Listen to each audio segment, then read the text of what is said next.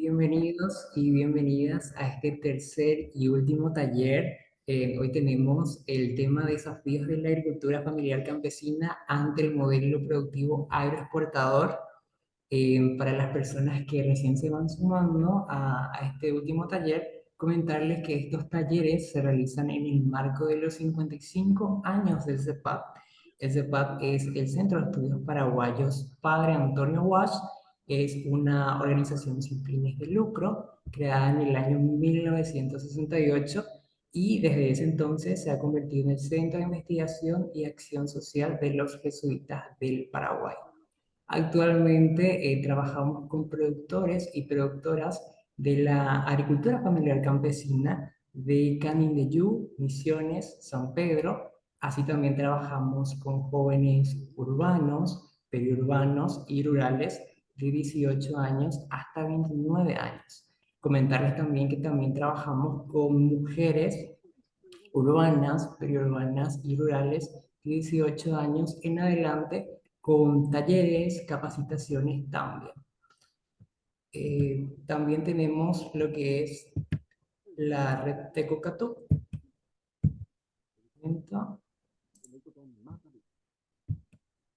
que es la red de productores de la agricultura familiar campesina.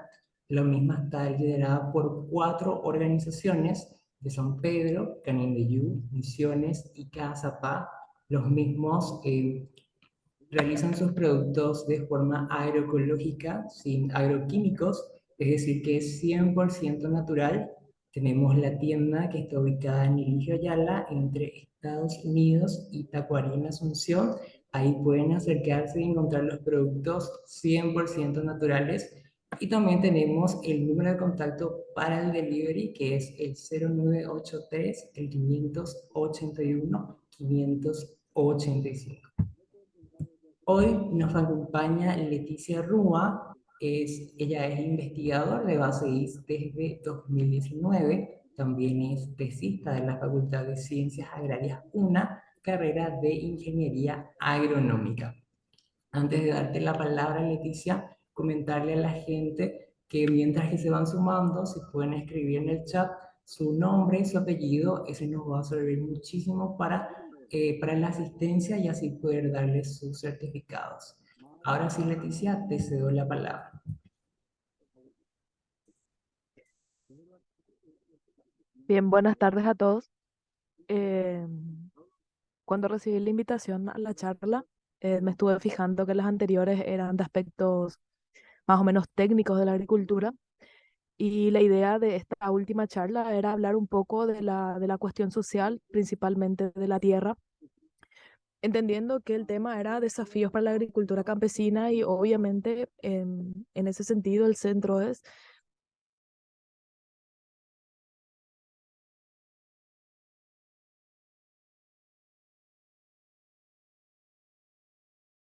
tanto en comunidades campesinas a nivel general y por último hacer el vínculo con el cambio climático, más o menos como tirando algunos elementos para que después podamos ir conversando a partir de eso. Y bueno, podemos comenzar, si está bien. Siguiente.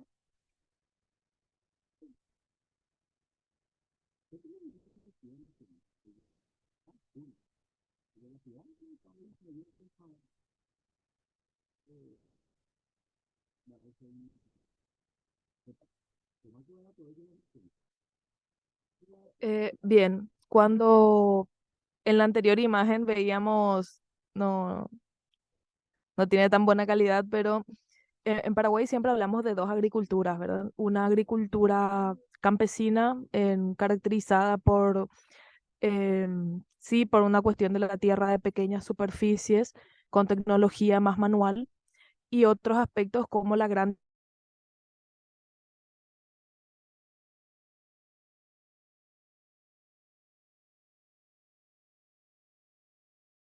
una forma de agricultura completamente mecanizada, donde los productores tienen acceso a tecnología, acceso a asistencia técnica, eh, y principalmente para la expansión de esa forma de producción se van acaparando grandes superficies de tierra para una producción estandarizada de agricultura. Entonces son dos agriculturas con características completamente distintas y también con objetivos casi opuestos.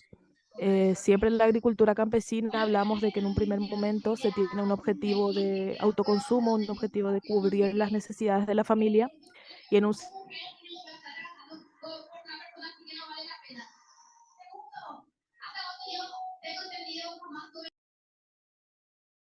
en mercancías para pagar educación, para pagar salud, em, mientras que el agronegocio es una agricultura caracterizada por estrictamente la producción de renta, donde tanto la tierra como la producción es netamente una mercancía para el intercambio, para la obtención de otras mercancías.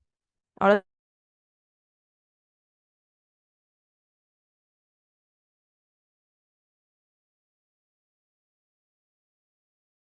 ahora sí podemos mirar el siguiente.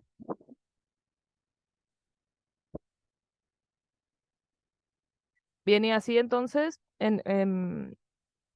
entendiendo que existen dos formas de hacer agriculturas así muy a grandes rasgos, obviamente hablando en Paraguay, en, en este primer momento vamos a centrarnos en lo que es el agronegocio, en una descripción de cómo es, cómo funciona. El agronegocio es principalmente un complejo de actividades empresariales que se realizan de forma estrictamente para obtener ganancias y tiene algunas características como la profundización de economías de escalas, el control de la producción, de toda la producción de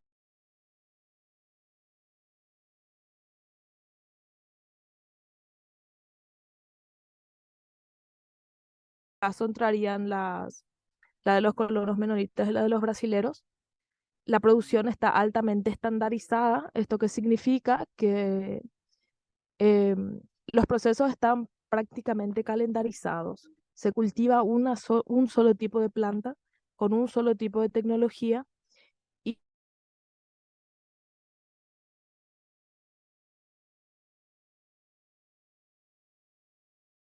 eh, de otras tecnologías, la cosecha, la siembra, todos los laboreos van desarrollándose en un proceso estandarizado como tratando de semejar una industria de otro tipo, una industria que no esté relacionada directamente eh, a la explotación de recursos naturales.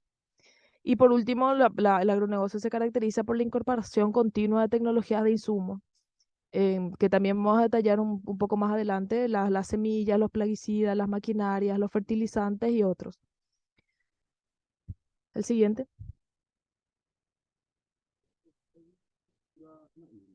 Bien, avísenme si voy muy rápido, creo que estoy hablando muy rápido, pero no estoy muy consciente de cómo voy desarrollando el tema en términos de velocidad porque no les veo solamente el slide. Vas bien, Entonces, si voy muy rápido, párenme nomás, no hay problema. buenísimo. Bien, en cuanto a las características del agronegocio, como primera característica estuvimos hablando que era una economía de escala. ¿Qué significa una economía de escala? Es aquella donde cuanto mayor es la superficie de explotación, menores son los costos de producción.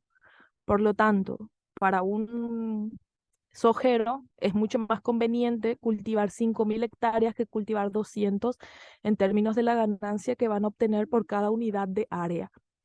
Y eso, ¿qué, qué implicancias tiene? Y ahí es donde entramos directamente a hablar de la cuestión de la tierra. En este, en este gráfico que sale del último censo del año pasado,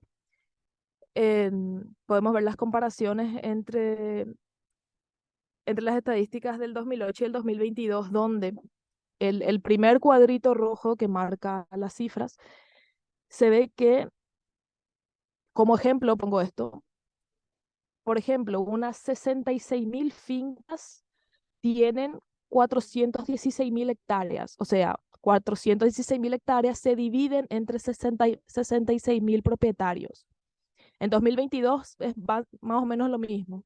409.000 hectáreas se dividen entre 65.000 propietarios. Cuando hablamos de fincas que tienen entre 5 y 10 hectáreas.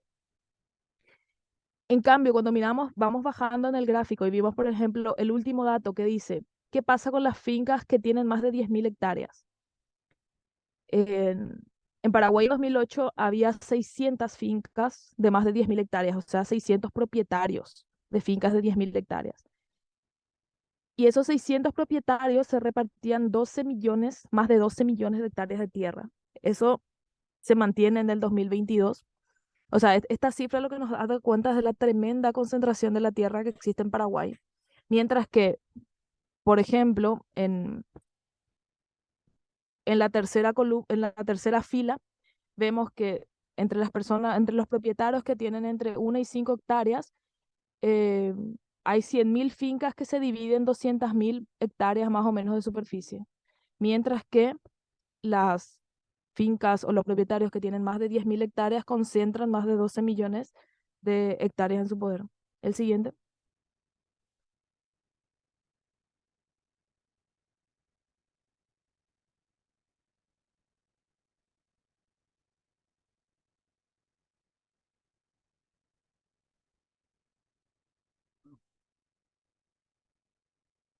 Y acá vemos un poco de esos datos desglosados en el mapa, donde vemos que las zonas donde existe menor cantidad de finca, obviamente excluyendo la región occidental, donde la cantidad de fincas obviamente depende de la densidad poblacional, si nos fijamos solo en la región oriental, la menor cantidad de fincas o la menor cantidad de propietarios, eso, están en los departamentos de Canindeyú, Alto Paraná y Amambay.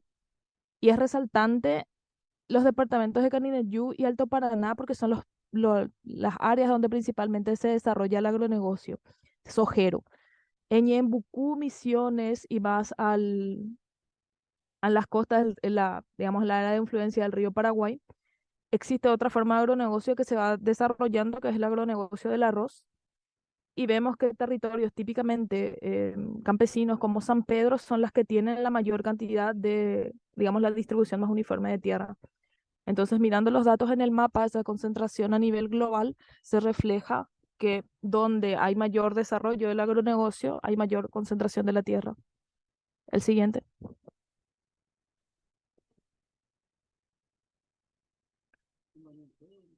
Y les quiero mostrar una serie de gráficos que explican una cuestión.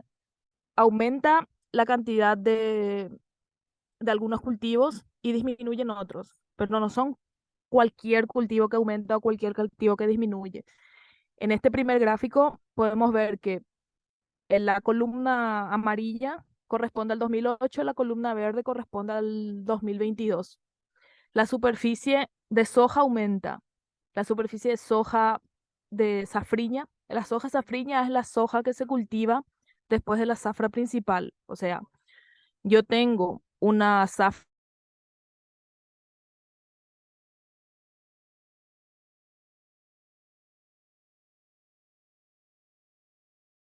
hasta marzo más o menos para poder cosechar.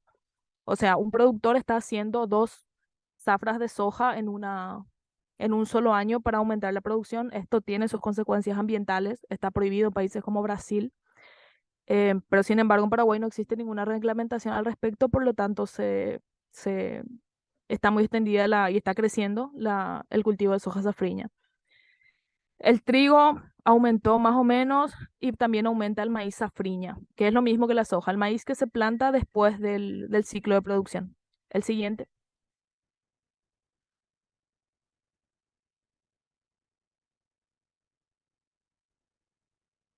Y en este gráfico se ve algo que es lo que les decía.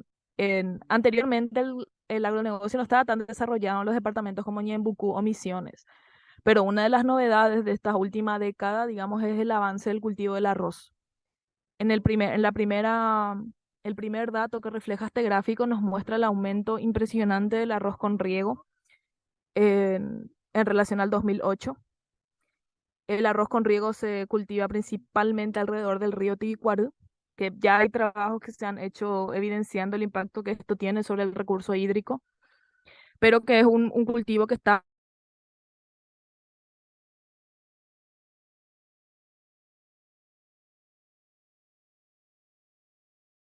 en diferentes ecosistemas.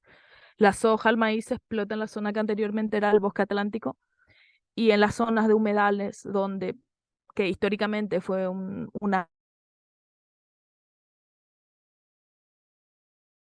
ahora encuentra una utilidad, digamos, para el agronegocio en el cultivo de arroz con riego.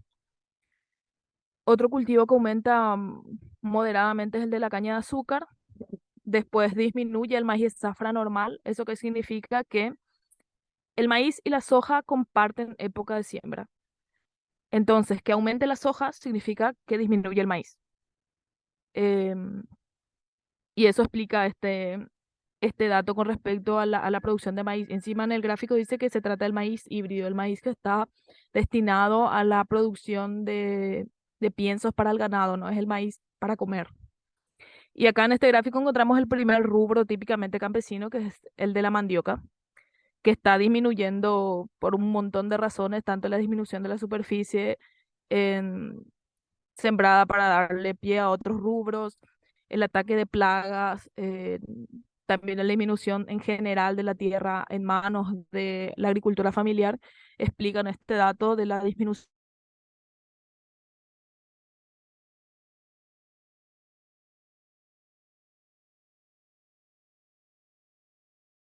Vamos a ver el siguiente.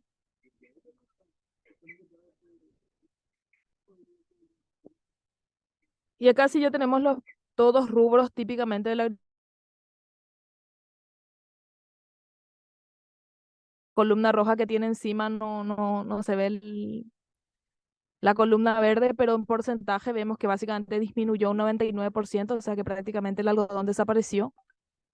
También el sésamo, en un cultivo que históricamente desde sus inicios en Paraguay fue una salida de renta para el pequeño productor, para la agricultura familiar, porque sus laboreos implican una intensa,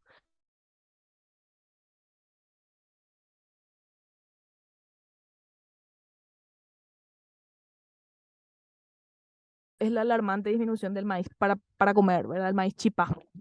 Vemos que esa enorme columna en 2008, básicamente podemos decir que en 2022 se cultiva menos de un tercio del maíz que había en el 2008. Pasa lo mismo con el maní, todos rubros de la agricultura familiar. El siguiente.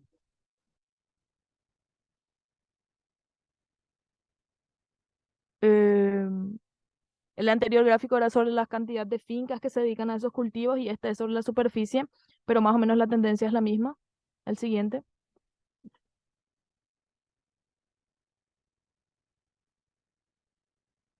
Y acá vemos los tres únicos rubros no del agronegocio que crecieron en este último periodo, que fue el tomate, la frutilla y el locote.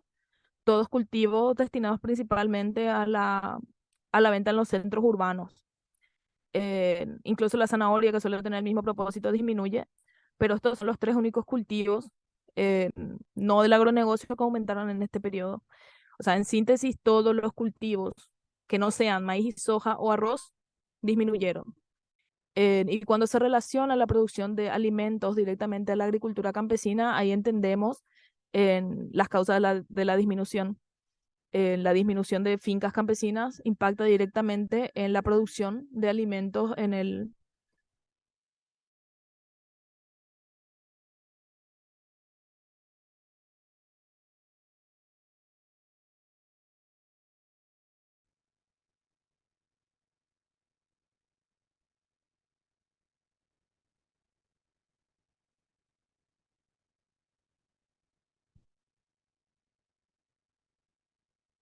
Es lo mismo, más rubros caracterizados por la agricultura, característico de la agricultura campesina que disminuyeron dramáticamente en la cantidad de fincas que se dedican al cultivo.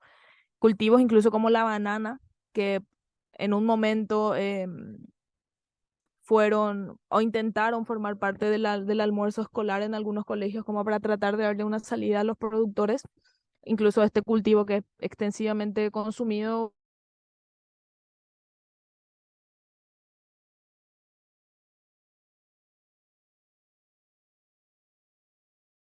cultivo que aumenta, que suele ser la salida de renta para los campesinos, es la hierba. El siguiente habla de los mismos cultivos, pero en términos de superficie, donde vemos lo mismo. Eh, y pasa algo con el banano, que es la cantidad de fincas productoras disminuyó, pero la superficie sembrada aumentó. O sea que la concentración en la producción de banano es la que se concentró. Menos productores están produciendo más. El naranjo agrio mantiene su disminución, la piña está más o menos igual, la hierba mate es lo único que aumenta. El siguiente. Bien, como que estos gráficos anteriores parecía como que muy repetitivo en algunos casos, pero es básicamente para dar cuenta de que ese gráfico inicial de la cantidad de fincas que están destinadas a la agricultura campesina tienen un impacto directo en la producción de varios rubros. Y podemos decir, el tomate, la banana, podemos importar, pero ¿qué pasa con los maíces nativos, el maíz chipá o el maní, que son características de la agricultura paraguaya y capaz son cultivos que se van a ir perdiendo en términos tanto de perder las variedades que se siembran como las técnicas de cultivo? En- Acá tenemos de quiénes son más o menos esas personas que concentran toda la tierra y que generan este impacto en la disminución, que tiene como consecuencia, digamos, la disminución de las fincas para la agricultura familiar. La concentración de la tierra en Paraguay llega a tal punto que em, 15 propietarios, solamente 15 concentran 1.500.000 hectáreas, en- de los cuales el más el que más concentra es la Secta Moon, un grupo coreano con unas 590.000 hectáreas. Le siguen el grupo Espíritu Santo de Portugal con 136.000 hectáreas. El grupo Favero, Riquelme Reguera, grupo Rieder. Y incluso están grupos como Pedro Sucolillo, grupo Cartes, grupo Bierzi, donde lo que podemos mirar en este gráfico es que todos son sectores empresariales que no son estrictamente sectores del agronegocio. Probablemente Favero es un sector que en Paraguay por lo menos está solamente en el agronegocio, pero en otros países tienen otros negocios. En cambio, Grupo Rieder o Riquelme Reguera están vinculados a la importación de vehículos. En el Grupo Cartes, que sabemos que tiene un montón de empresas. Pedro Sucolillo, que también tiene medios de comunicación. Entonces, como que son los grupos que tienen el poder en Paraguay, en muchos otros sectores también tienen el poder de, em, digamos, la mayor concentración de tierra en su poder, por lo tanto, el nivel de concentración del agronegocio. Siguiente.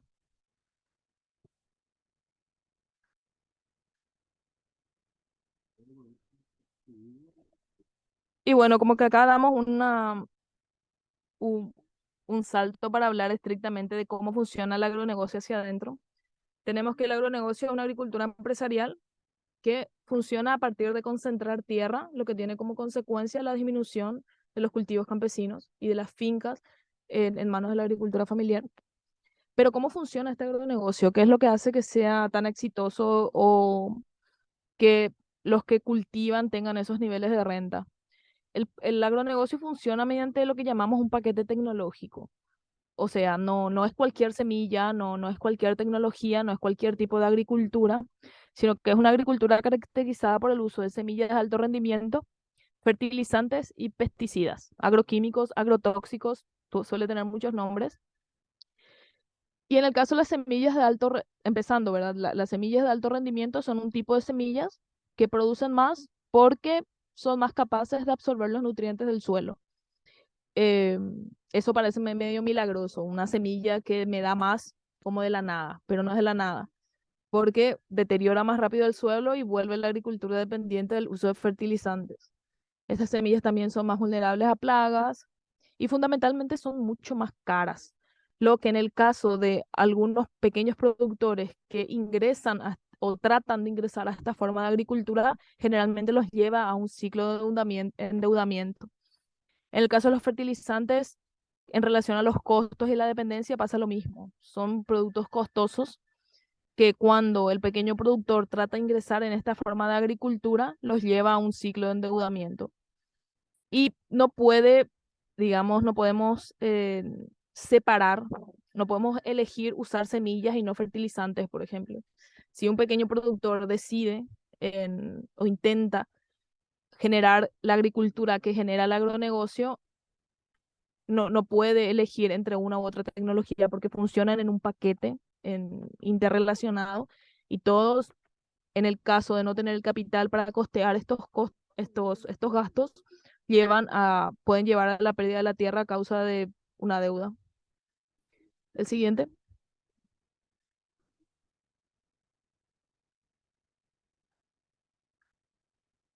Y acá como que el tercer elemento del paquete tecnológico son los agrotóxicos, los pesticidas, los plaguicidas, fitosanitarios, se le dice defensivos agrícolas, tiene un montón de nombres, pero nosotros generalmente preferimos llamarle agrotóxicos para hacer énfasis en su toxicidad, justamente, que no son productos inocuos, que son utilizados nomás para matar plagas y que no le hacen nada a la gente ni al medio ambiente. Y también el impacto de los agrotóxicos no solamente es para el pequeño agricultor, no solamente es para la comunidad rural, sino que afecta a toda la cadena, a todas las personas que están relacionadas de alguna forma a la cadena alimentaria, que somos básicamente todos porque todos comemos. Los agrotóxicos son, por definición, sustancias tóxicas, tanto para las plagas como para otros animales, porque obviamente que sea tóxico para insectos o para plantas no excluye que sea tóxico para los humanos. Em, y cuando se aplican agrotóxicos en los grandes establecimientos, estos llegan, no se quedan en el lugar de aplicación, sino que el viento lleva estos agrotóxicos a diferentes lugares, lo que llamamos como deriva. Se infiltran en el suelo, se infiltran en el agua. Entonces ponen en riesgo básicamente toda la matriz o las diferentes matrices de un ecosistema, el agua, el suelo, el aire. Em, También llevan a un ciclo de dependencia porque eliminan el equilibrio natural de las plagas. Tiene un efecto horrible en los polinizadores. De hecho, hay todo un grupo de pesticidas que fueron prohibidos en Europa que se siguen aplicando en Paraguay, que uno de ellos eh, se llama imidacloprid, otro se llama tiametoxan.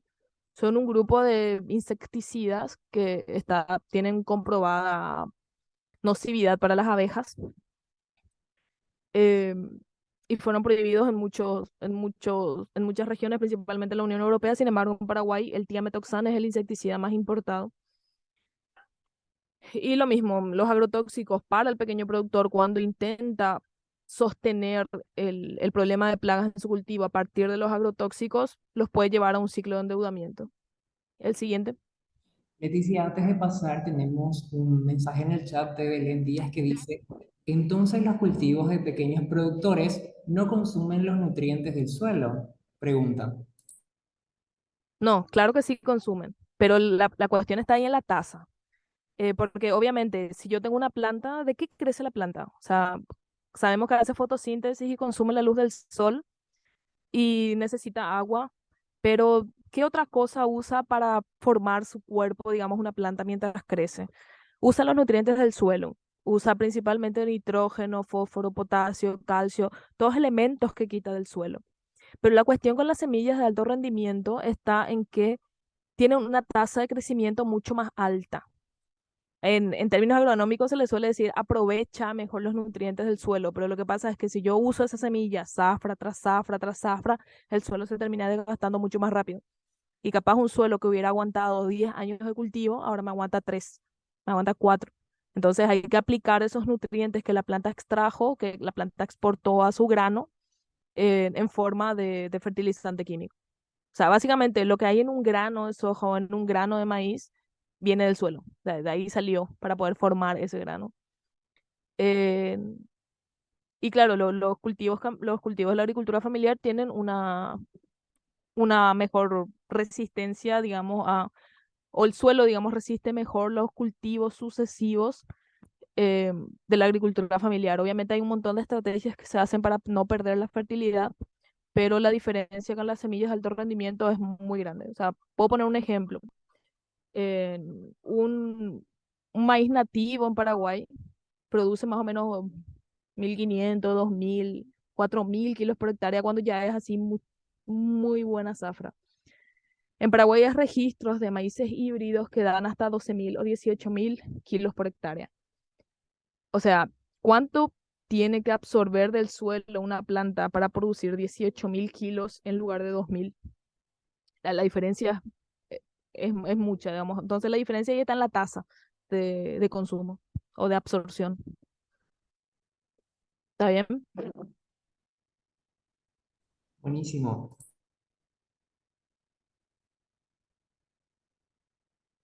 Bien, podemos pasar al siguiente.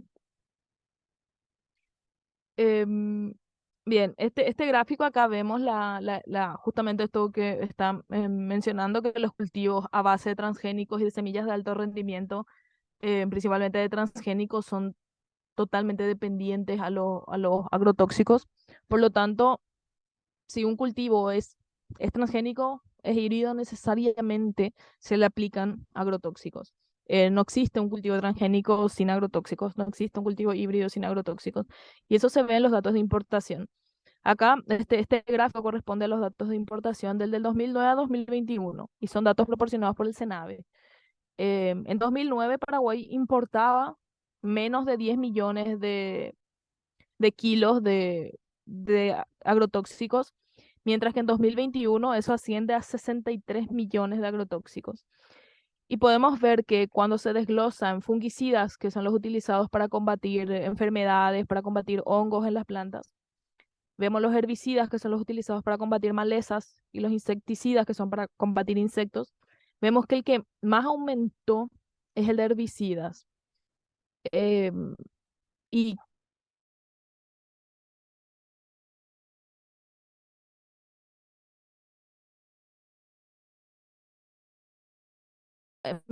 aumenta en Paraguay a medida que aumenta la superficie sembrada con soja resistente al glifosato. El glifosato es un herbicida que se usa para eliminar cualquier tipo de planta.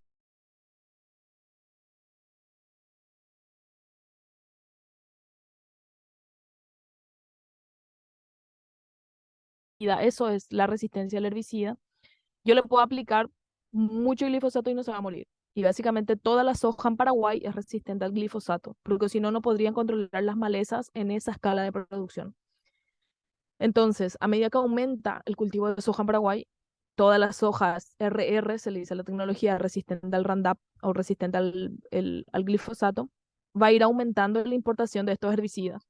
Y no solamente aumenta el glifosato, también aumentan otros compuestos porque las malezas van desarrollando mecanismos para aguantar este veneno.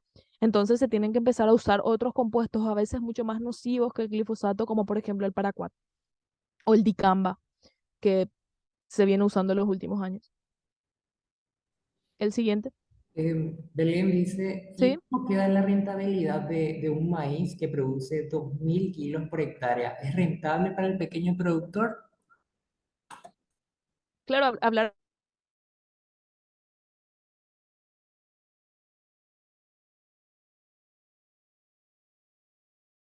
para la agricultura familiar muchas veces 2.000 kilos en una hectárea de maíz capaz es suficiente para sostener el autoconsumo de un año. O es suficiente para vender de vez en cuando harina de maíz. Entonces, normalmente no se suele, o en la agricultura campesina no se suele calcular en términos de gastos y renta, o costos y ganancias, sino que se suele el clásico de si me alcanza hasta el año que viene, gané. O sea, es otra la lógica porque no se puede medir el autoconsumo tan estrictamente como se miden otros elementos del agronegocio.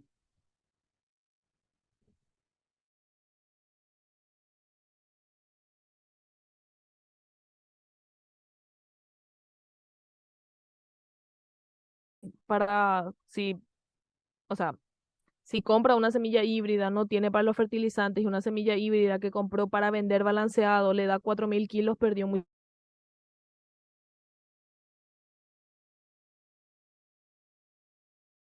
que se hace para los cultivos de renta y diferente para los cálculos de cultivo de autoconsumo.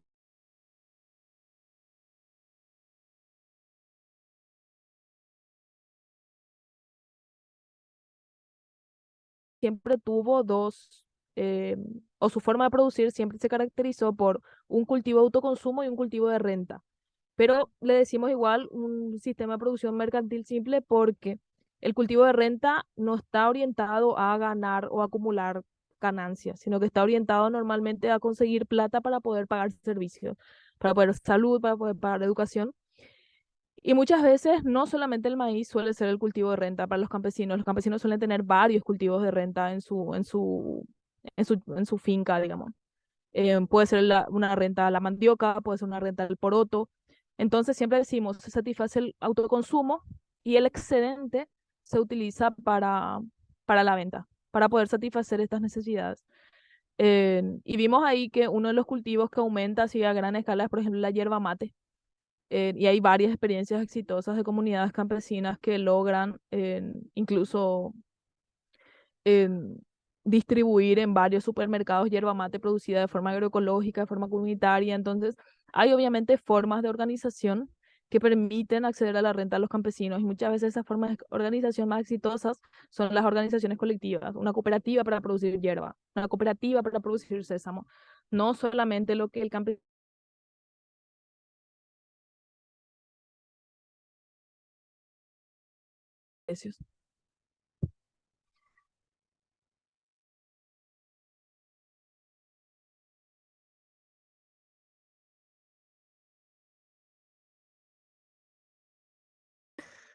El anterior.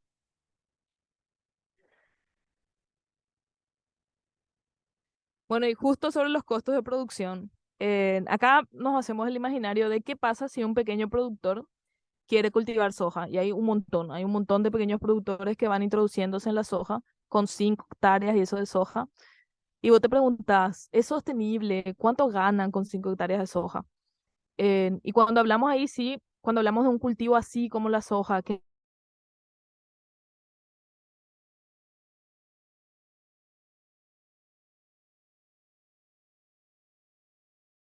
hace el agronegocio, porque tiene que comprar semilla, tiene que comprar fertilizante y tiene que comprar agrotóxicos. Y em, estas semillas encima no pueden replantarse, las semillas híbridas ni transgénicas no se pueden guardar para volver a cultivar, hay que comprar cada zafra. Los fertilizantes se compran cada zafra, los agrotóxicos se compran cada zafra.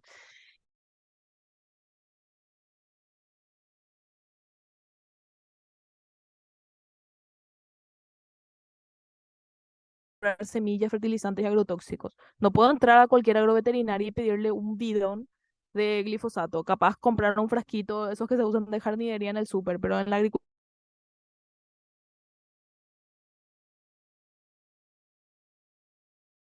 o esas distribuidoras pequeñas no tienen, no venden estos productos, principalmente el mercado de semillas, por ejemplo, es muy restringido.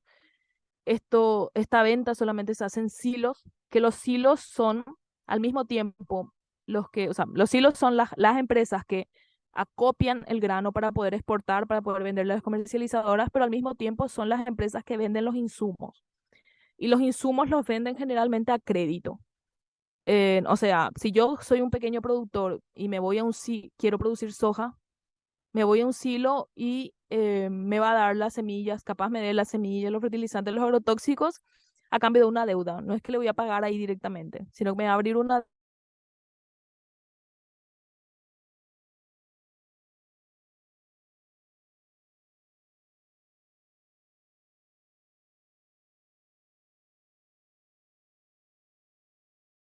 de insumos, funcionan como agentes de crédito, en que muchas veces piden garantías.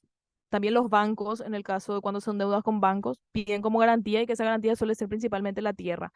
Y eso le orilla al productor, como habíamos dicho en un principio, la soja, el agronegocio es una economía de escala. Cuanto más produzco, más gano. Entonces el campesino llega al punto de dejar de producir completamente autoconsumo solamente para plantar soja.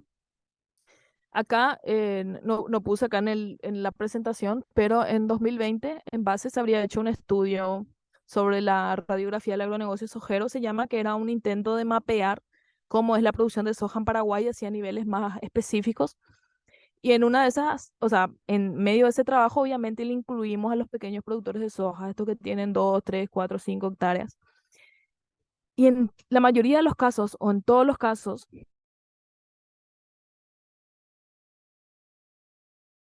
más estable podía sostener su cultivo de soja. Y en todos los casos, el productor se sostenía en realidad con la yerba mate y aparte producía soja para ganar de vez en cuando. Todos los productores que dejaban completamente de producir autoconsumo y solamente plantaban soja y ningún otro cultivo de renta, estaban en ciclos de endeudamiento dramáticos, algunos incluso ya habían perdido la tierra. Entonces, como que este nivel de producción o este tipo de producción, o sea, por eso no es un nivel de agricultura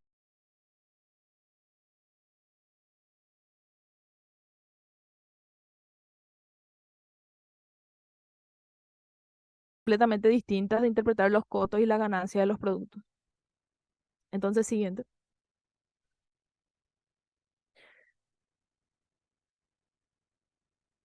Bien, esto es lo que decíamos, como que, ¿quiénes son los que más ganan con la producción? Eh,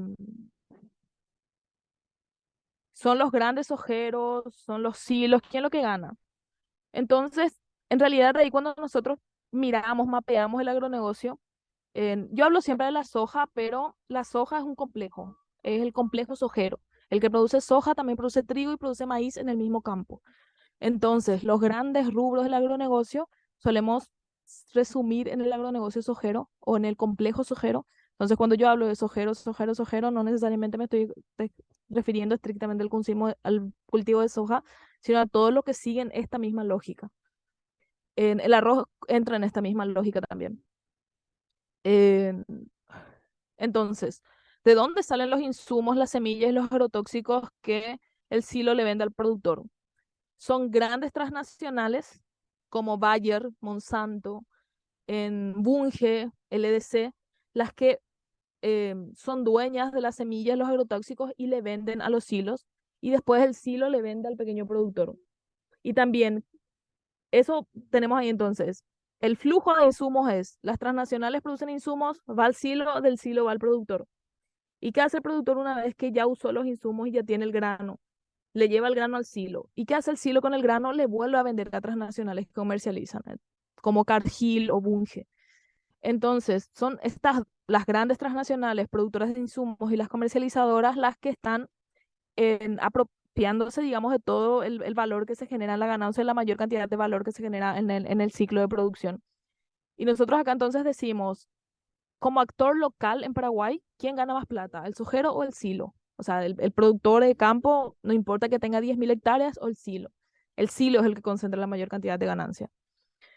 Y el productor como que se vuelve una especie de engranaje que hace funcional este sistema del silo. El silo es un vendedor de transnacionales y el productor es básicamente el que va generando la ganancia en la tierra y después se va trasladando hacia las cadenas más concentradas, que son las transnacionales. El siguiente. Tenemos otra pregunta. Cuando hablas de Sí. pequeños productores, ¿hasta cuántas hectáreas consideras?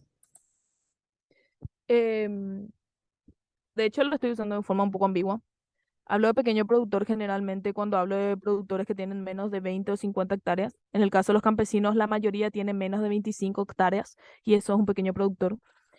Pero vemos incluso pequeños productores, o sea, es muy heterogéneo porque no es lo mismo alguien que tenga de 1 a 5, alguien que tenga de 10 a 15 o de 20 a 25.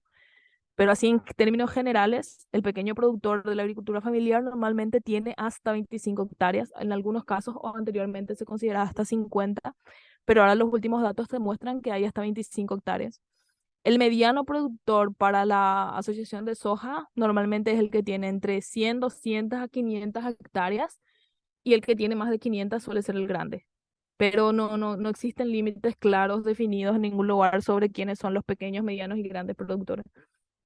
Así para decirte, de acá a acá es pequeño, de acá a acá es grande y de acá a acá es, más o menos cada sector va teniendo diferentes criterios para ir definiendo. Pero más o menos cuando hablo de pequeño productor, me estoy refiriendo a gente que tiene menos de em, a los que tienen entre 1 y 20 máximo hectáreas, que eso es la agricultura familiar. Bueno, decíamos que eran las corporaciones transnacionales las que concentraban la mayor cantidad del valor o se apropiaban la mayor cantidad del valor generado. ¿Quiénes son esas multinacionales, verdad? En el área de producción, en la provisión de insumos y maquinarias, que es donde principalmente está, vemos que en el área de semillas los principales actores son Bayer, Monsanto. Bayer y Monsanto son la misma empresa ahora. Dow, Syngenta y Nidera también ya son la misma empresa. Este gráfico del 2018. LDC, Bunge. En el caso de fertilizantes, volvemos a ver a LDC, a Bunge y a Monsanto. En fitosanitarios vuelve a estar Bayer, Monsanto, Dow, Syngenta. Y en maquinarias cambian un poquito los actores. Están John Deere, New Holland, Massey y otros. Y lo interesante es cuando miramos el área de distribución de, bueno, estas son las empresas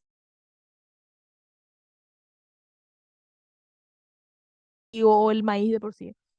Miramos acopio y comercialización, vuelven a estar Cargill, ADM, Bunge, LDC, eh, Noble, vuelven a estar las mismas empresas. En la industrialización cambian un poco los actores, pero lo que vemos es que son las mismas empresas las que venden los insumos y las que acopian, comercializan y tienen el control de la información sobre el mercado de estos productos. Creo que hay otra pregunta. Escucho. No. Bien, el siguiente.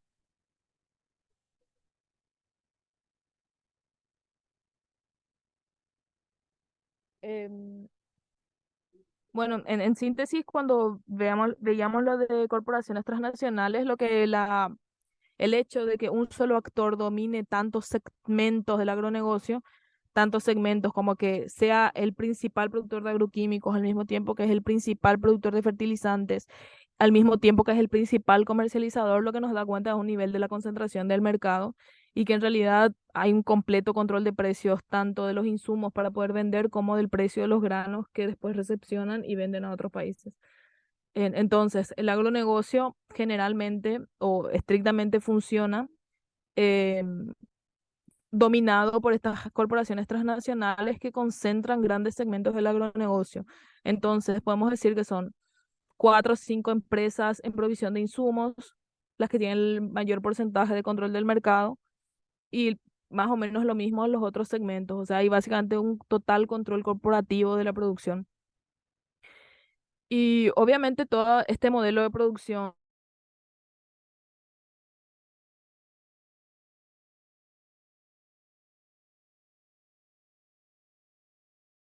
producir valor para las grandes corporaciones transnacionales, tiene sus consecuencias.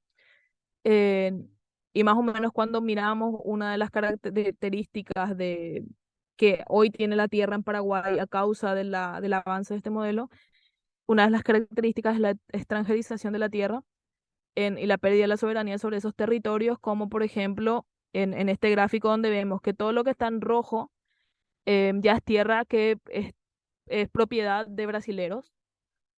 eh, Todo lo que está en amarillo es propiedad de otras nacionalidades y lo que está en verde es propiedad de paraguayos. Y ahí vemos departamentos como el caso de Canindeyú, donde más del 60% de los propietarios de tierra son brasileros, cuando se supone que no se podría, tendría que venir tierra fronteriza. Más o menos pasa lo mismo en Alto Paraná, en Itapúa,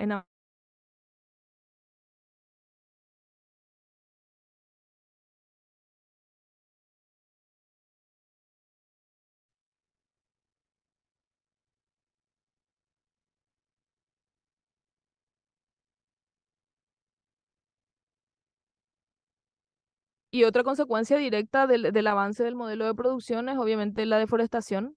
Este gráfico bastante desactualizado, pero que hay uno de los más que dan cuenta más del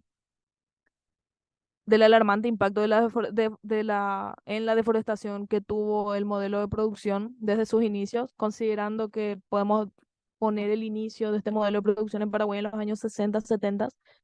Vemos que anterior a eso, la región oriental estaba prácticamente cubierta por el bosque atlántico del Alto Paraná, que es uno de los biomas más importantes del mundo, el segundo bosque tropical más grande de Sudamérica.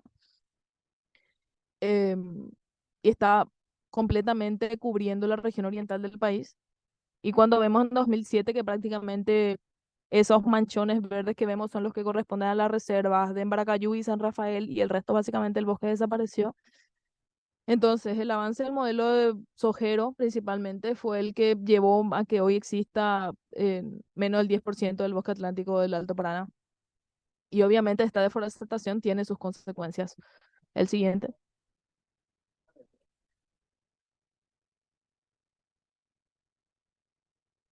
Esa tendencia se mantiene en la región occidental, aunque la deforestación en la región occidental es de desarrollo un poco más reciente.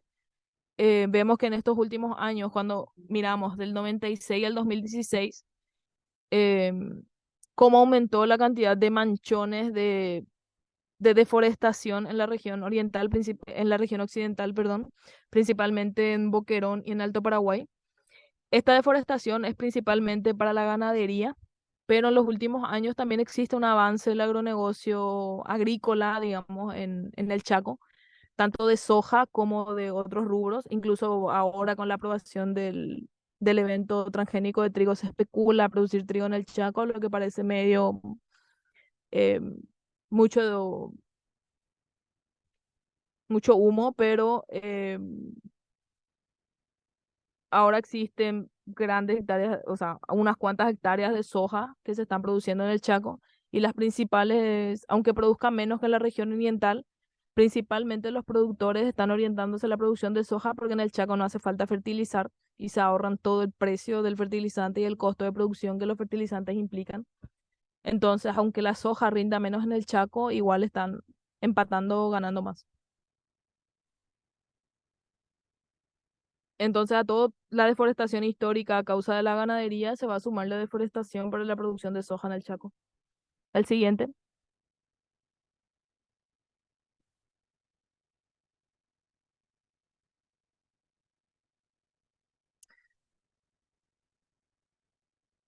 Bien, y el tema la cuestión del trabajo era principal, o sea, de la conversación, digamos, era principalmente relacionar un poco el avance del agronegocio con el efecto invernadero y el cambio climático. Eh, y justo antes de esto hablamos de la deforestación, porque sabemos que la deforestación no es solamente echar árboles. Los árboles no son solamente troncos que están ahí aislados en una superficie, sino que conforman todo un ecosistema. Existe toda una red de relaciones que dependen de estos bosques, todos unos ciclos de nutrientes en la naturaleza, una regulación climática que depende de los bosques. Y obviamente tienen vinculación directa con el impacto en el cambio climático. Entonces, para hablar de cambio climático, primeramente en- tenemos que hablar de dos conceptos. En un primer momento, el efecto invernadero y el cambio climático. Yo no sé de qué tal la cercanía con el tema de la gente que participa, pero vamos a irnos desde lo más básico para poder después vincular al agronegocio, así bien rápido. El siguiente.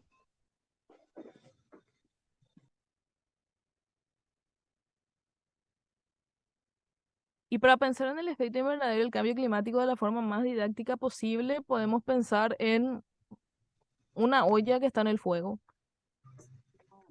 Si yo tengo, o sea, cuando cocinamos, ¿verdad?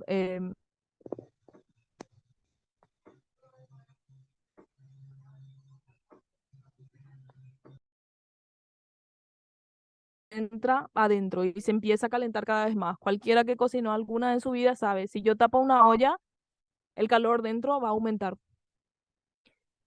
Eh,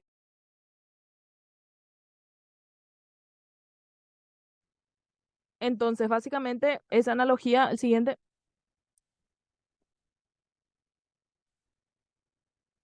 esa analogía podemos usar para explicar lo que es el efecto invernadero. Podemos pensar en la Tierra, en su funcionamiento habitual, podemos decirle, porque el clima de la Tierra y el efecto invernadero, la intensidad del efecto invernadero cambiaron a lo largo de la historia del planeta. Y muchas veces una de las excusas o una de los argumentos negacionistas suele ser el clima de la Tierra siempre cambió. Este es un cambio natural, no tiene nada que ver con los humanos o con el capitalismo, pero la historia del clima de la Tierra es bastante compleja, fluctúa, pero igual no hay dudas de es que este cambio climático está causado por las actividades humanas. Entonces, cuando hablamos de cómo funciona la atmósfera de la Tierra ahora para explicar el efecto invernadero, podemos hablar en estos últimos tiempos, de que el humano está en el planeta. La Tierra, para estudiar su clima, se considera que tiene unos 4.600 millones de años. Obviamente que en esa cantidad de tiempo va a cambiar. Pero digamos que desde que el humano está en la Tierra funciona de la siguiente forma.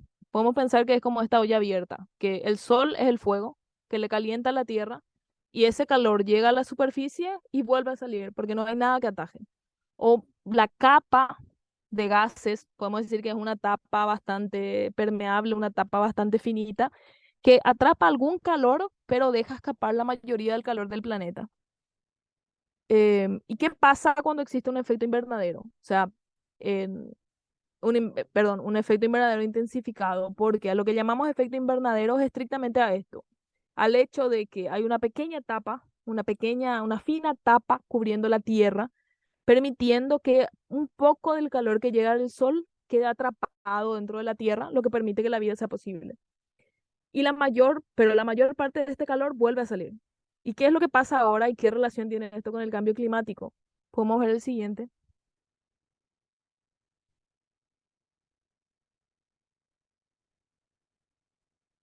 Y este es más o menos el escenario que tenemos ahora, como el escenario de cuando tapas la olla para que el vapor en el interior aumente y todo el interior se caliente cada vez más. Tenemos un efecto invernadero intensificado. O sea, la tapa de la olla deja escapar menos calor y el calor queda atrapado dentro de la atmósfera, dentro de la Tierra y va aumentando la temperatura del planeta. Y ese aumento de temperatura o el efecto de ese aumento de temperatura es lo que le llamamos el cambio climático. O a cuáles son los efectos que va a tener ese aumento de temperatura. El efecto invernadero es el hecho de que la capa de la Tierra se haga más gruesa y el cambio climático son las consecuencias de ese efecto invernadero. ¿Y qué es lo que hace que la, que la Tierra tenga una capa que deja escapar menos calor? Son los gases de efecto invernadero. Como su nombre dice, ¿verdad? Son gases que intensifican el efecto invernadero. Y los dos principales para nuestro interés son el dióxido de carbono y el metano. El dióxido de carbono tiene su origen principalmente en la quema de combustibles fósiles y en la deforestación. ¿Por qué la deforestación genera emisiones de dióxido de carbono? Porque cualquier ser vivo, cualquier animal, cualquier planta es un depósito de carbono. No sé si alguno se acuerda de alguna vez en química cuando daban que los cuerpos eran todos orgánicos compuestos por carbono. Todos los seres vivos tienen carbono atrapado en su cuerpo. Y cuando ese cuerpo se descompone, libera el dióxido de carbono en el ambiente. Y eso pasa con los árboles cuando son cortados o cuando son quemados. Liberan todo ese dióxido de carbono que alguna vez atraparon dentro de su cuerpo. Por eso el aumento a grandes escalas de la deforestación emite grandes cantidades de dióxido de carbono. Y el siguiente gas de interés para entender el cambio climático en Paraguay es el metano. El metano no es otra cosa que el gas que compone los eructos y los pedos, básicamente de la mayoría de los animales, pero principalmente en las vacas que son rumiantes. Los rumiantes son un animal que tiene un sistema digestivo bastante particular, pero que se caracteriza por emitir grandes cantidades de metano. Y puede parecer, solamente porque las vacas eruptan, eso aumenta el efecto invernadero.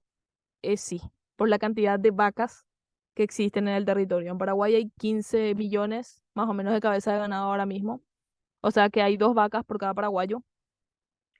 Y la producción de metano a partir de sus actividades, de sus procesos digestivos, todos van terminando en la atmósfera y el metano incluso es el principal gas de efecto invernadero que se emite en Paraguay. El siguiente.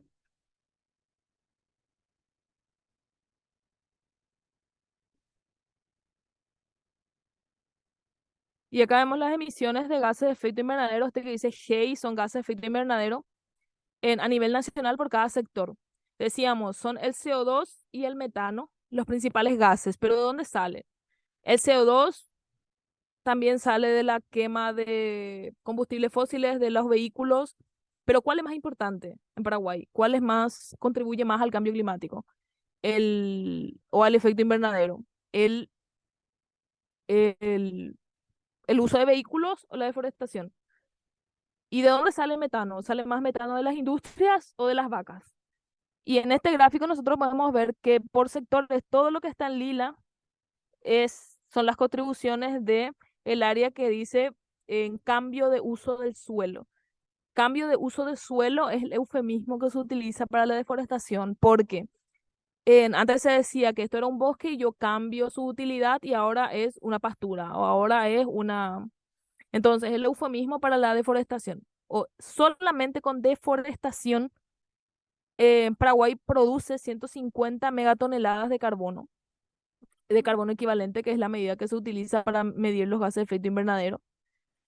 Y esa deforestación no incluye a las actividades directas de la agricultura, porque tenemos en un segundo lugar a la agricultura en sí misma como la segunda mayor productora de gases de efecto invernadero. Entonces, la contribución de Paraguay al cambio climático ocurre principalmente a causa de las actividades del agronegocio, tanto sus actividades directas como la deforestación necesaria para poder avanzar la frontera agrícola. El siguiente.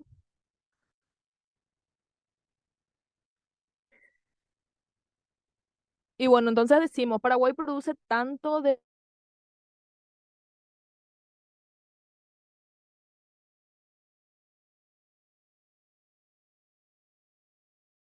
Brasil o Argentina.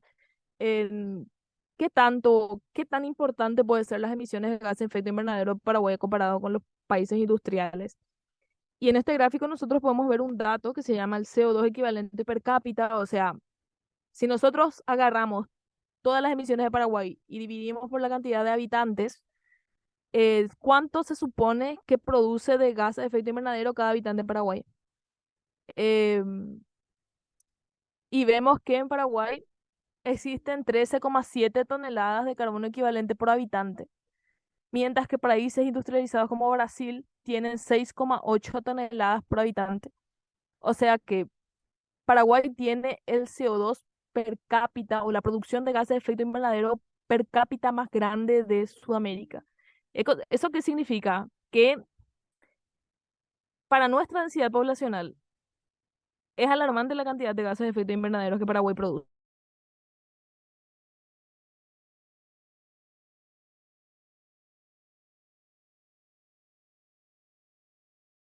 Efecto invernadero en Paraguay.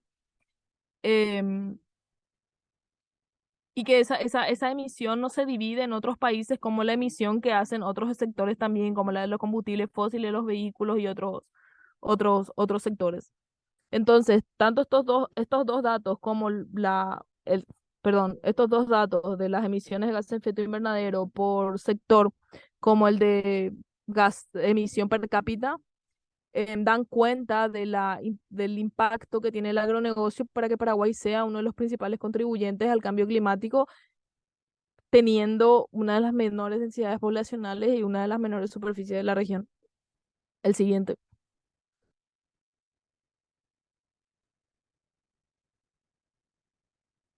Entonces, como que estos datos de las emisiones del agronegocio lo que nos dicen es en un momento, el agronegocio es tremendamente contaminante en términos de emisión de gases de efecto invernadero. Y también nos dice que no es culpa de todos los paraguayos estas emisiones. Es un sector el que está emitiendo. Y mucho pasa en el discurso ambiental que se suele decir todos los humanos tenemos la culpa de la destrucción del medio ambiente o todos los humanos tal cosa. Pero cuando se mira sectorialmente cualquier impacto ambiental, tanto el de gases de efecto invernadero, podemos mirar deforestación, podemos mirar pérdida de biodiversidad o contaminación,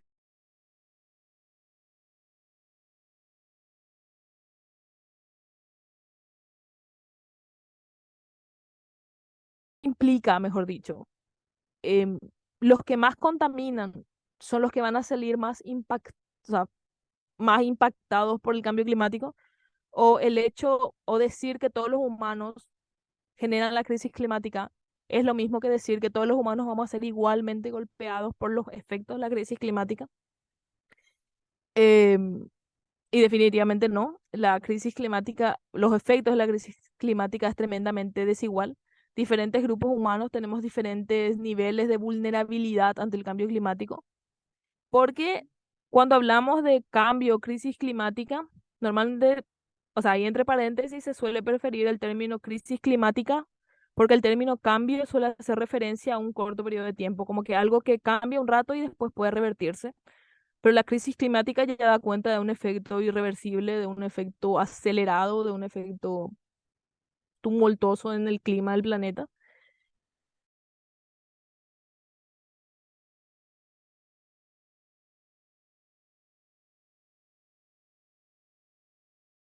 Entonces, los impactos de, de la crisis climática, volviendo, no golpean a todos por igual, porque cuando hablamos de esos impactos hablamos de cosas bastante concretas. Va a ser más calor, por lo tanto va a haber más viento, va a haber más inundaciones. ¿A quién le afecta más? Es bastante material la interpretación de eso. Obviamente le afecta a las personas que tienen menos posibilidades de hacer frente a estas catástrofes, a las personas que tienen condiciones más precarizadas de vivienda, a los productores campesinos que tienen menos capacidad de hacer frente a la pérdida de sus cultivos, menos capacidad de proteger sus cultivos ante, por ejemplo, una granizada fuera de época. em, y diferentes grupos que podemos citar que obviamente tienen un nivel de vulnerabilidad más grande ante las crisis climáticas. Entonces, no todos los humanos producen la crisis climática y tampoco todos los humanos van a ser golpeados por igual. Hay un sector dominante que la produce y otro sector vulnerable que va a padecer sus efectos principalmente o más rápido que el resto. El siguiente.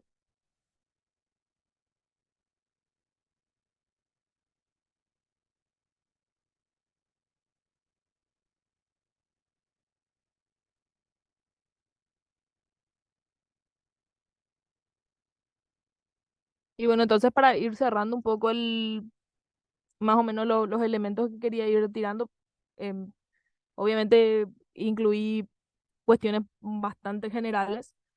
em, Estamos en la cuestión de si hay un grupo que es el principal responsable del cambio climático y otro grupo que principalmente es el que en- está vulnerado, solamente cuando hablamos en términos de cambio climático y cuando hablamos, por ejemplo, en otros términos como el de la alimentación, el del acceso a la tierra, y vemos que tenemos la misma tendencia. Hay un grupo que concentra el poder, que concentra la tierra, que concentra la renta y que no va a sufrir los efectos de la falta de alimentación, del deterioro de la calidad de los productos agrícolas. Se suele pensar en las alternativas y principalmente la consensuada es obviamente que necesitamos una transición hacia otra forma de producción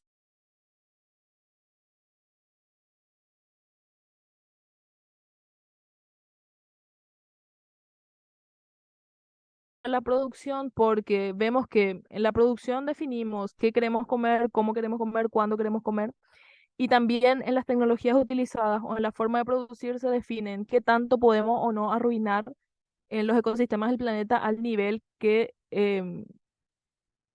atenten contra nuestra supervivencia, contra nuestra calidad de vida. Entonces, si queremos producir de forma sostenible, necesariamente hay que tener primero un control sobre la superficie sobre la que se cultiva, un control sobre la tierra. Entonces, por eso se habla de que la única forma de que Paraguay va a irse hacia ese horizonte sostenible y de climáticamente sostenible es con con una reforma agraria integral, em, entendida obviamente como un proceso de transformación y modificación de la estructura de la tierra, de la estructura agraria, mejor dicho. Em, Reorganizar este nivel de concentración de la tierra, o sea, reorganizarnos hacia otra realidad y no a esta que tenemos donde la concentración de la tierra es una de las más altas del mundo, sino hacia una estructura donde la tierra esté más equitativamente distribuida, principalmente en manos de los que producen los alimentos em, y las personas que viven de la agricultura.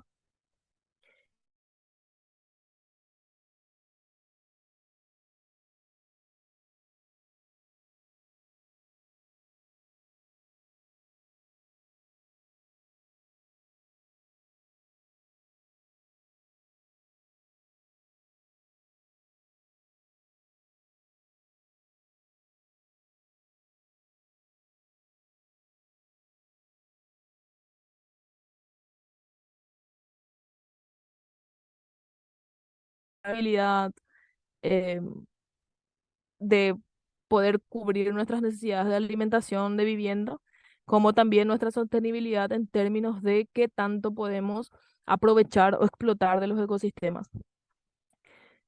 Y siguiente.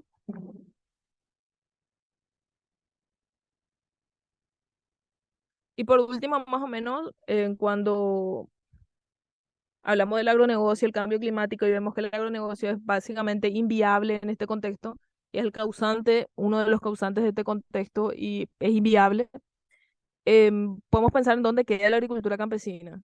Y está bastante extendida, bastante estudiada la cuestión de que la agricultura campesina puede enfriar el planeta. ¿De qué forma? ¿Cómo una forma de agricultura enfriaría un planeta? Porque dijimos que todo se trata de ciclos, de procesos que ocurren en lo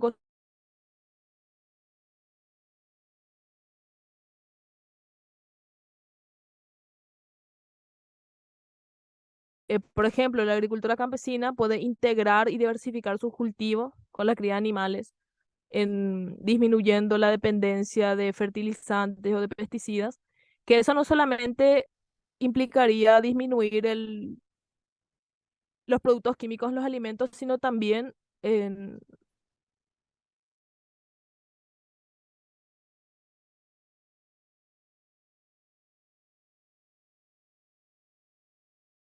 obviamente, en la industria del petróleo, esa es la materia prima que utiliza. Y los fertilizantes son básicamente minería, porque si yo quiero fósforo, si yo quiero nitrógeno para el fósforo, si yo quiero calcio, si yo quiero azufre para el suelo, eso lo tengo que traer de algún lado. Y eso solamente se origina en rocas en el planeta.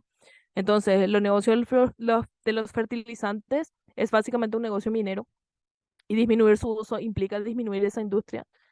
Pasa lo mismo con el de los pesticidas, em, que su producción se basa en el petróleo.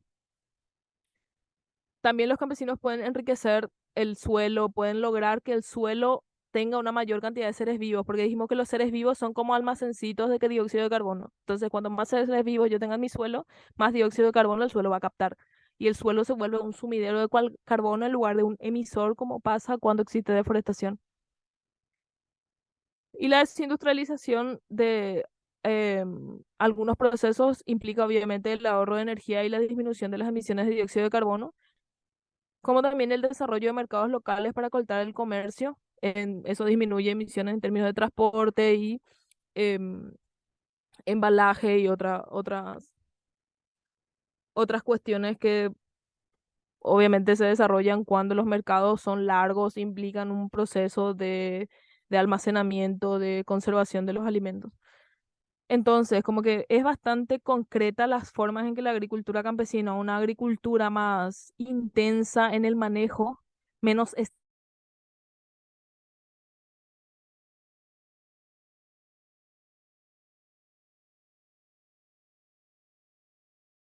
lo que necesitamos es obviamente una redistribución de la tierra. Y más o menos yo creo que me quedo por ahí. Em, y si tienen más preguntas, no mires más el chat. Fue así bastante general, pero podemos conversar. Sí, tenemos unas dos preguntas. Tenemos, Pamela Salinas menciona, ¿Paraguay tiene algún plan a instancias del gobierno para bajar el nivel de emisiones GEI per cápita? Actualmente existe, o digamos ahora mismo en este nuevo gobierno existe una sola política para intentar frenar el cambio climático, que es la de los servicios ambientales, el pago por servicios ambientales o el mercado de carbono. ¿Qué es el mercado de carbono? Es básicamente, si yo tengo 5 hectáreas de bosque y yo quiero echar ese bosque para poner cualquier cosa encima, quiero hacer una industria, quiero poner un sojal, yo puedo hacer si le pago a alguien para que conserve otro bosque. O sea, eh, hay personas que van a conservar bosques para poder venderles a otros el derecho de contaminar o de deforestar y otros que van a comprar el derecho de deforestar. Básicamente ese es el mercado de carbono. Y ya está comprobado que no bajó las emisiones de dióxido de carbono y que está lejos. eh, fue un Digo que está comprobado que no ayudó a bajar las emisiones porque fue una estrategia que se viene planteando hace muchísimos años, que iba a ser una de las principales estrategias para disminuir las emisiones para el 2030. Y hubo desarrollo en varias partes del mundo del mercado de carbono y no funcionó. Y tiene un montón de limitaciones, obviamente. Aparte de que cuando hablamos de la base de los mercados de carbono, que es comprar y vender derecho a deforestar o a emitir en emisiones, hay otras cuestiones a tener en cuenta. Por ejemplo, si en Paraguay existe una ley donde si una persona tiene una finca en la región, en cualquier parte del país, tiene que tener por lo menos el 25% de esa superficie cubierta de bosque. Y esa persona por esa superficie puede em, vender créditos de carbono. ¿Eso qué significa? Puede venderle a otro el derecho de forestar. Y la cuestión ahí, así como un ejemplo, es de qué forma eso evita las emisiones si ese bosque por ley tenía que existir de cualquier forma. La ley le obliga a esa persona que ese bosque exista. El hecho que otro le pague no está haciendo que la persona conserve ese bosque. No es un bosque que está existiendo aparte. Es el mismo que la ley ya lo obliga. Entonces ahí tiene un montón de limitaciones este método. Para empezar, que los precios que se van a cobrar por el mercado no están regulados en ninguna instancia. Son precios voluntarios, un mercado voluntario de entes privados. Eh, y nada, esa es la única estrategia que existe actualmente para frenar el cambio climático, el mercado de carbono, que básicamente es, en nuestra lectura, es la legitimación de la deforestación y de las grandes emisiones. Tenemos otra pregunta de Belén Díaz. ¿Cómo se enfrentaría Paraguay para satisfacer las necesidades de sus habitantes si es que no dependería del agronegocio? ¿Podría alimentar a todos los paraguayos con la agricultura familiar?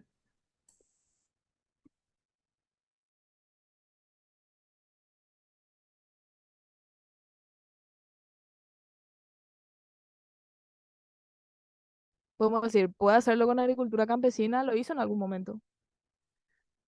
Ni no tenemos los datos de niveles de hambre o de pobreza de las épocas donde la agricultura campesina era mayoritaria, pero ahora con altos niveles de agronegocio existen altos niveles de pobreza extrema, incluso aumentan los niveles de pobreza y aumentan los niveles de hambre. Entonces, como obviamente vincular solamente al desarrollo de un sector en específico la prevalencia del hambre y la pobreza en Paraguay es como complicado. Pero básicamente yo lo dejaría ahí. Cuando nos preguntamos si la agricultura campesina sería capaz de, de cubrir em, la pobreza en Paraguay, podemos preguntarnos de otra forma. ¿Sería la agricultura campesina capaz de cubrir las carencias de la...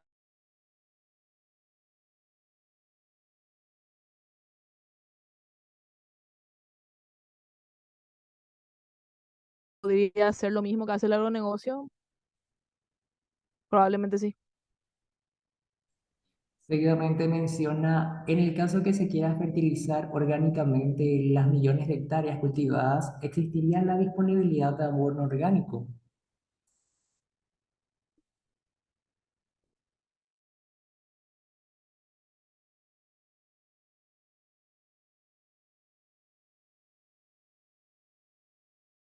No la certificación de qué es y qué no es orgánico.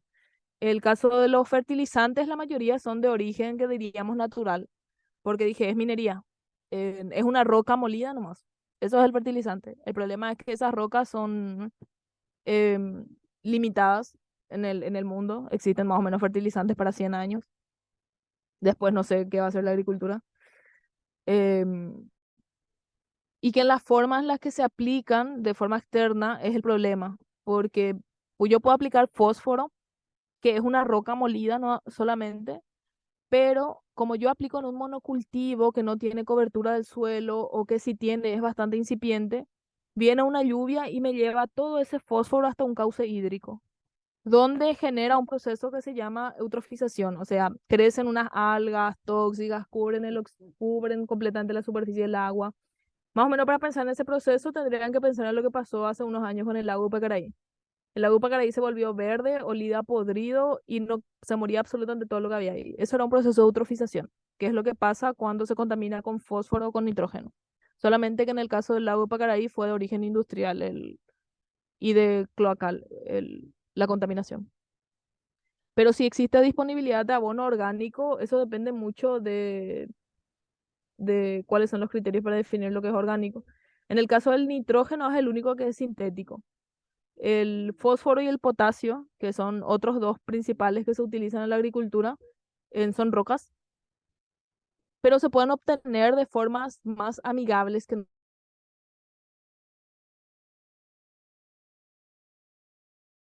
carbón o la madera tienen fuente de potasio, o sea, son una fuente de potasio, también de calcio. La cal agrícola en- es una fuente de magnesio y de calcio también para el suelo. Y el nitrógeno básicamente se puede abastecer con estiércol.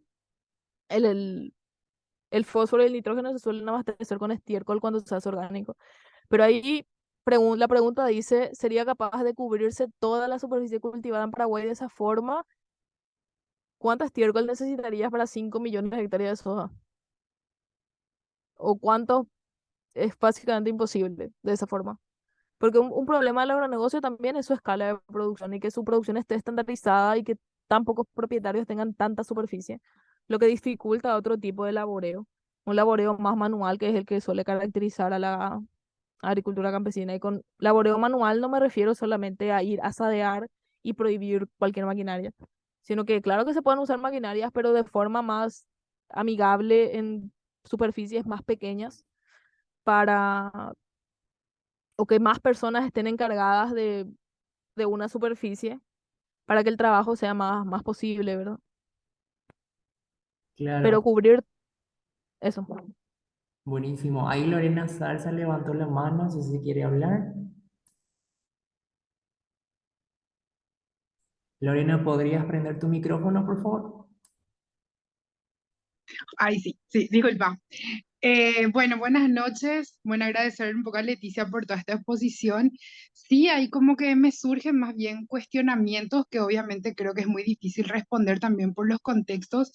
O sea, entiendo que hay toda una exposición sobre el agronegocio y ahí un poco, o sea, si pudiéramos, Leticia, como que nombrar específicamente hoy cuáles son esos, como dice el título un poco del taller, cuáles son los desafíos específicos de la agricultura, porque parece como un panorama muy negro, ¿verdad? De todo como, o sea, a mí al menos me da como que no hay otra vez alternativa, ¿verdad? Porque como que todo está acaparado, pero ¿qué sí se está haciendo? Son como preguntas que me surgen, ¿qué sí se está haciendo? ¿Qué sí están haciendo las familias de la agricultura campesina?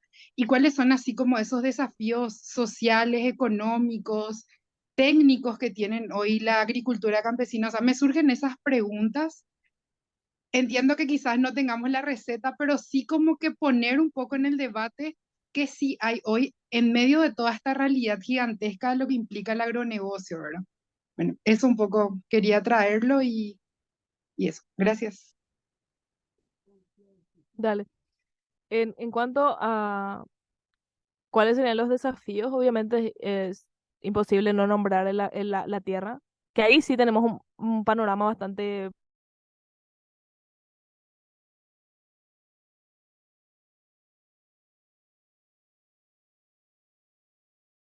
ocupación de tierra, es la única forma del campesino de acceder a la tierra ahora mismo y por intentar ocupar puede ir 10 años preso. Obviamente, o sea, a partir de la ley Riera que criminaliza directamente la ocupación, obviamente hablar de esa parte es bastante, eh, da un panorama bastante oscuro, ¿ve? De cuáles serían el futuro de la agricultura campesina para poder acceder a un pedazo de tierra.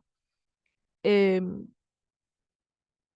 y obviamente existen otros desafíos no solamente vinculados a la tierra, hay desafíos vinculados a la organización de las comunidades campesinas, hay desafíos tecnológicos como mencionabas, en que por ejemplo surge mucho esta pregunta o surgió varias veces la pregunta de la agricultura campesina puede tener los rendimientos del agronegocio. Y esa respuesta la da la agroecología.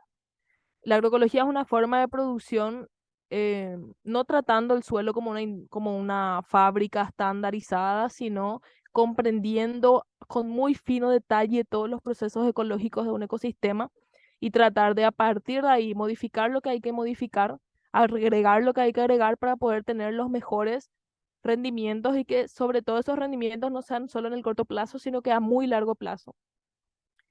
Y ahí obviamente la agricultura campesina tiene bastantes desafíos. El principal es el de la asistencia técnica, porque sí existe una crisis de producción entre los campesinos, existe una disminución de la producción de mandioca, no solamente en cantidad de superficies sembradas, sino que en rendimiento del maíz, de muchos otros productos, porque los suelos están perdiendo fertilidad. y no existen ahora mismo iniciativas estatales, por lo menos para poder recuperar estos suelos o para poder darle a los campesinos una asistencia técnica real, sino que solamente se les da cualquier insumo para matar hormigas y esa es la asistencia técnica. Entonces ahí como desafíos podríamos demandar eh, una asistencia técnica específica para el desarrollo de la agroecología en las comunidades campesinas, eh, mayor cantidad, mayor presupuesto para lograr esta recuperación.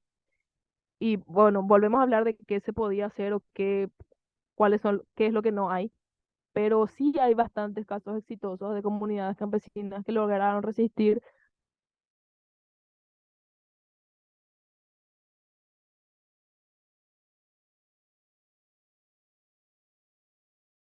el dato de la hierba, que es el único rubro que aumentó del sector campesino. Ahí tenemos experiencias exitosas de varias cooperativas completamente agroecológicas, completamente de producción de hierba, completamente orgánica, que tienen, eh, que lograron cooperativizarse, lograron tener una marca de hierba. Podemos citar Oñoinú, La Comuna, que son marcas de hierbas producidas estrictamente por campesinos, de forma agroecológica, de forma orgánica, y que lograron tener bastante buena aceptación en el mercado. Entonces, como que hay formas, y muchas veces pensamos, un campesino puede solo tener el rendimiento en su chacra, el que tiene un sojero, definitivamente no, solo no. A no ser que acapare la misma cantidad de tierra que acapara un sojero, o sea, básicamente convertirse en uno. Pero no, la salida de la agricultura familiar está obviamente en la organización, en la producción organizada, que básicamente imita lo que siempre pasó. En un campesino tiene mandioca, poroto, calabaza,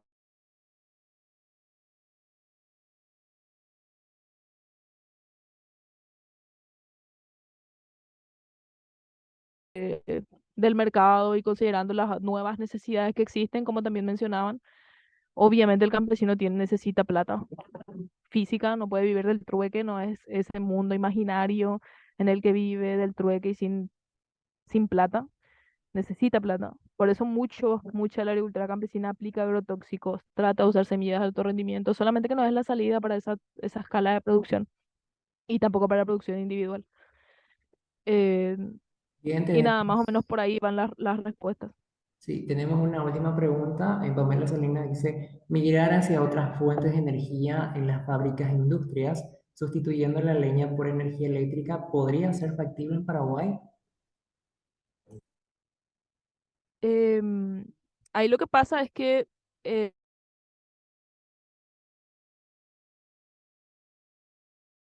em, más barata, más control sobre la cantidad de energía que podemos nosotros utilizar. Si hablamos de fábricas o industrias que utilizan solamente la leña como fuente de energía.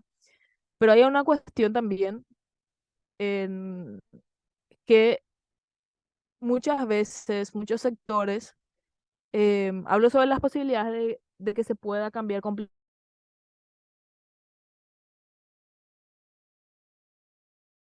Obviamente van a mostrar resistencia a cambiar todo su equipamiento, porque no solamente ahí hablamos de fábricas más industrializadas, sino, por ejemplo, los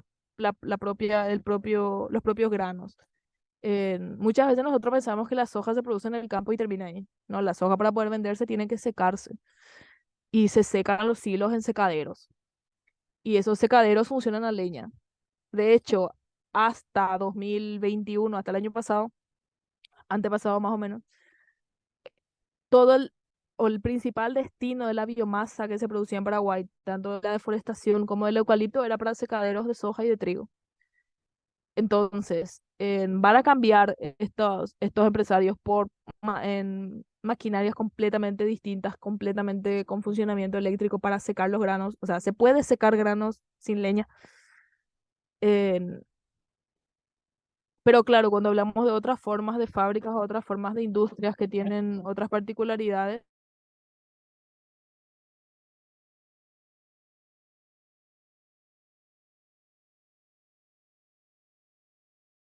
ahora con el Tratado de Itaipú no se pueden, no, el Paraguay no tiene la soberanía sobre la energía eléctrica que produce en Itaipú. Entonces, una de las de los inicios para poder pensar qué vamos a hacer con nuestra energía sería poder decidir sobre nuestra energía, tanto ella Zuleta como Itipu.